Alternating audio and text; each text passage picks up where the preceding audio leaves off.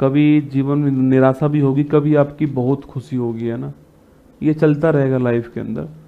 पर कुछ चीज़ें आपके पास हमेशा रहेंगी, और वो आपको पता कब एहसास होता है, जब आप संकट में होते हो, जब आप दुख में होते हो ना, तब आपको महसूस होता है कि एक चीज़ आपके पास है, वो है परिवार।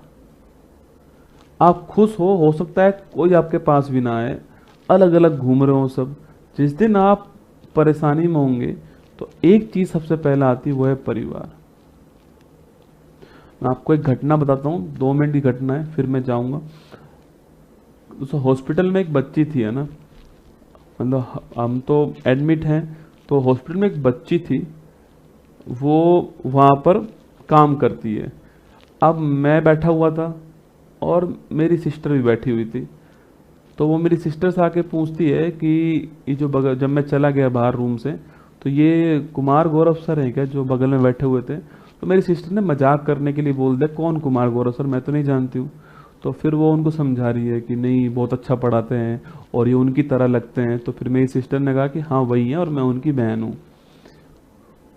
फिर जब मैं वापस आया ना दोस्तों, लिटरली बता रहा हूँ आपको, वो मेरी बहन से क्या बोल गई पता है आपको, कि सर को ये मत बोलना कि मैं ये वाले काम करती हूँ, वरना सर क्या सोचेंगे मेरे बारे में।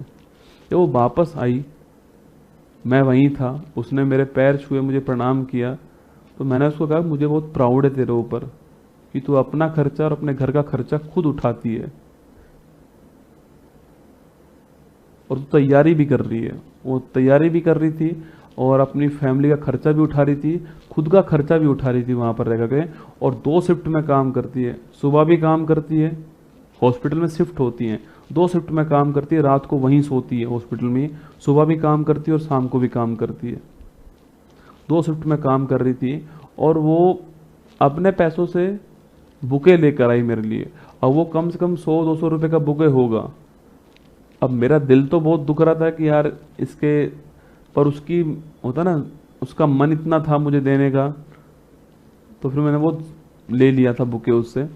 पर जो उसकी आंखों में जो आंसू थे ना उस दिन, मैंने तो उसको कहा कि मुझे तो बहुत प्राउड है तेरे ऊपर, पर उसकी आंखों में जो आंसू था ना, कि एक होता है ना कि लगातार वो मुझसे पढ़ती है, दिन भर मुझे, सुबह मुझे देखती है, फिर मैं एकदम से उसके सामने हूँ।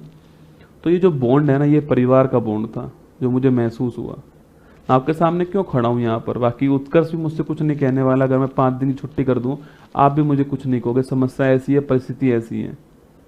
लेकिन मैं क्यों खड़ा हूँ आपके सामने, मैं ऐसा मानता हूँ कि ये जो सुबह का 1-1.5 घंटा होता है ना, ये मेरी पूरी एनर्जी को स्टोर करने वाली चीज़ होती है, कि मेरी पूरी एनर्जी यहाँ पर स्टोर हो रही है। ताकि वो लड़की कितनी सफल होगी मुझे नहीं पता है, पर मेरे दिल से दुआएं उसके लिए निकली हैं कि भाई वो सफल हो जाए और वो अपना मुकाम हासिल करे। आप सभी को ऑल दी बेस्ट मेरी तरफ से। आपके प्यार के लिए आभार। मैं आपके सामने यहीं पर खड़ा हुआ मिलूंगा, जब तक हिम्मत है, जब तक जुनून है, पागलपन है, यहीं पर आपके सामने रहूंगा। और ये प्रोफेशनल जब चूज किया था, जब तय किया था, तब भी यही उद्देश्य था कि मैं अपनी तरफ से 100% जो है कंसिस्टेंसी को फॉलो करूंगा। जय हिंद। आप सभी को खुश रहना, मस्त रहना। आपकी दुआओं के लिए बहुत बहुत आभार।